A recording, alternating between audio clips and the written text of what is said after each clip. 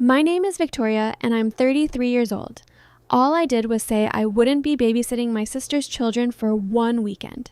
It was the first time in 6 years that I had found the courage to say one simple word, no. The moment I said it, my sister stormed into my living room and slammed the door so hard the walls shook. Her face burned with anger as she pointed a finger straight at me. "You should be grateful for everything I've done for you," she shouted. "Without me, you'd be nothing." My mother, sitting on the sofa, nodded as if every word she said was true. My father stayed silent, staring down at the floor. I took a slow breath. I didn't raise my voice or argue. I simply asked one question. "Then why don't you tell everyone where you really go every weekend?" The room instantly fell silent. My sister froze. The color drained from her face, and for a brief second, it looked like she had forgotten how to breathe. She opened her mouth, but no words came out. Then her husband, Jonathan, slowly stood up. He looked directly into her eyes and spoke in a calm voice that was far more unsettling than any scream. "Answer her." The atmosphere shifted immediately. My mother stopped defending her. My father finally looked up. My sister remained completely still. I had always known this moment would come. I just never expected it to happen so soon. Then my sister's phone rang. The screen lit up. She tried to hide it, but Jonathan was quicker. He saw the name before anyone else could. He didn't say a word at first. He only looked at her again. "That person... again?" My sister locked the screen immediately. "That's none of your business," she snapped. Jonathan stepped closer. "After 6 years, it absolutely is." Inside my jacket pocket, I tightly held a small drawing that my niece had made with crayons. I had kept it hidden for over a year. Until that morning, I hadn't realized what it truly meant. Now, every missing piece of the puzzle was beginning to fit together. My sister noticed the paper in my hand, and her entire expression changed. "Where did you get that?" she asked. I didn't answer. Instead, I slowly placed the drawing on the table. Across the bottom, in childish handwriting, my niece had written, "For Mum's friend." Jonathan frowned. "What friend?" No one answered. My sister quickly reached for the drawing, but I picked it up before she could grab it. Looking straight at her, I quietly said the words that silenced the room once again. "She isn't a friend, and you know that." Bethany opened her mouth, but nothing came out. She looked at Jonathan, then back at me. For the first time in years, she had no excuse ready. My mother broke the silence. "Victoria, enough." She shook her head as though I was the one causing trouble. "Your sister doesn't owe you an explanation." I met her gaze without hesitation. Then she never had the right to decide what I did with every single weekend either. My father remained quiet, barely moving. Jonathan stepped forward. "No, Bethany," he said softly. "I want you to answer." She inhaled deeply. "I go to wellness classes." Jonathan frowned. "I already knew that." "Sometimes I attend retreats too." "I knew that as well," he replied. She swallowed nervously. "Then what exactly does Victoria think she knows?" Everyone turned toward me. The only sound in the house was the ticking clock in the kitchen. Slowly, I pulled out my phone. "You don't have to believe me," I said. I opened a photograph and placed the phone on the table. It showed a visitor registration sheet from a residential care home. At the top was the facility's name, and underneath it was one room number, room 214. Jonathan picked up the phone and carefully read the document twice before looking back at Bethany. "What is this supposed to mean?" She stepped toward me. "That proves nothing." I stayed calm.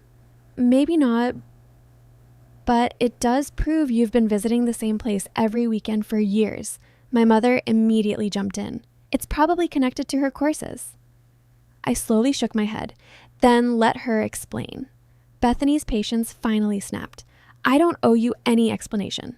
But Jonathan wasn't looking at her the same way anymore. There was doubt in his eyes now. Distrust. Fear. "Bethany," he whispered, "who lives in room 214? She closed her eyes for only a second, but it was enough. Jonathan noticed it. So did I. Finally, he said the words that changed everything. "I'm going to find out myself." For the first time that day, Bethany didn't sound angry. She sounded terrified. She lunged forward, trying to snatch the phone from Jonathan's hands, but he stepped back. I had never seen her lose control like that before. My mother started crying quietly. My father still couldn't speak. At that moment, I realized the truth was much closer than any of us had imagined. We only had to discover who had been waiting behind the door to room 214 all these years.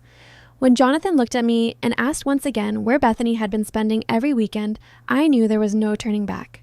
For 6 years, everyone had accepted the same story. Bethany was the sister who always needed help.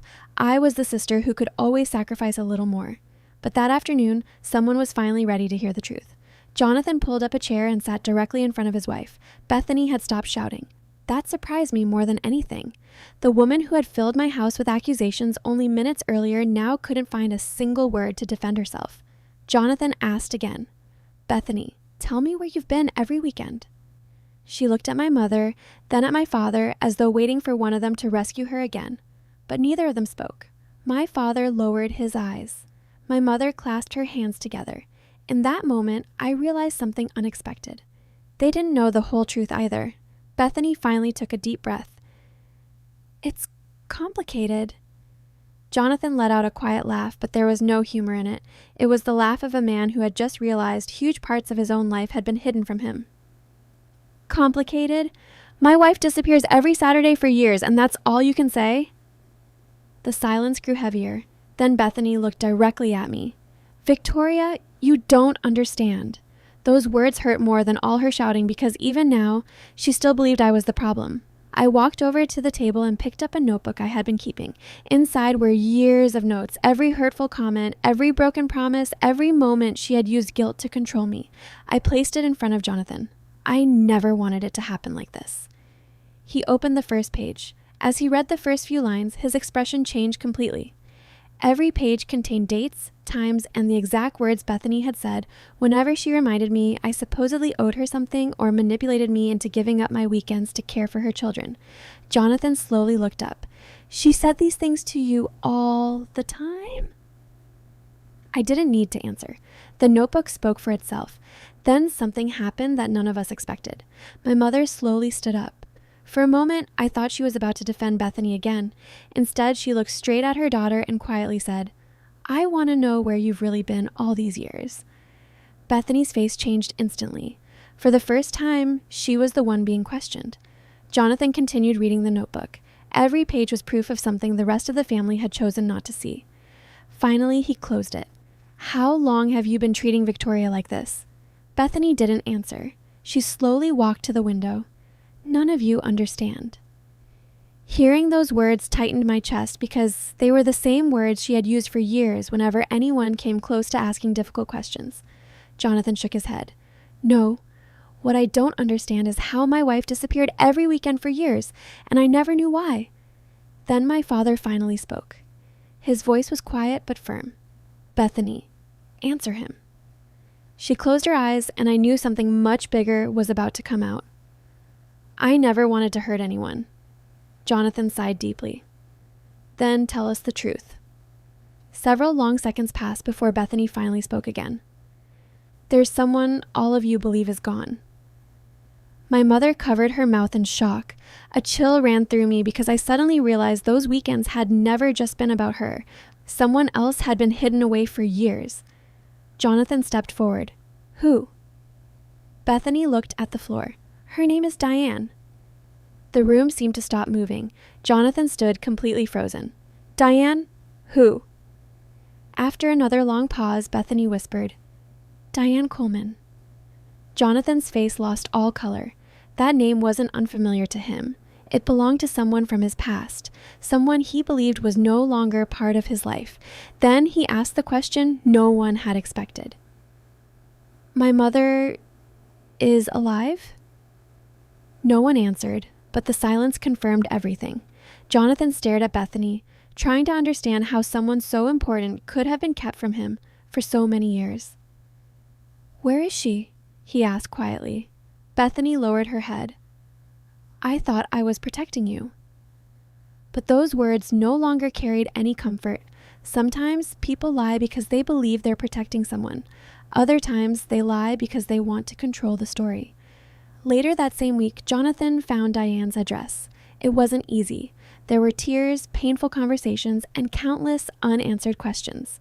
But when he finally opened the door to that room and saw his mother standing there, None of the rest mattered anymore. There were no angry confrontations or dramatic speeches. There were simply two people trying to recover years they could never get back. I watched everything from a distance, and for the first time in a very long time, I truly understood something. Saying no did not make me a bad sister. Choosing myself did not mean abandoning the people I loved. For 6 years, I believed my worth depended on how much I could do for everyone else. Babysitting, solving problems, always being available whenever someone needed me. But no one should have to disappear inside their own life just to make everyone else comfortable. Bethany and I talked again months later. It wasn't perfect. We didn't end up hugging or magically fixing everything. But for the first time, she actually listened. And I finally let go of guilt that had never belonged to me. Today, I still enjoy helping people. The difference is that I also know how to set healthy boundaries. Real love isn't measured by how much of yourself you sacrifice. It's measured by mutual respect, honesty, and recognizing your own value.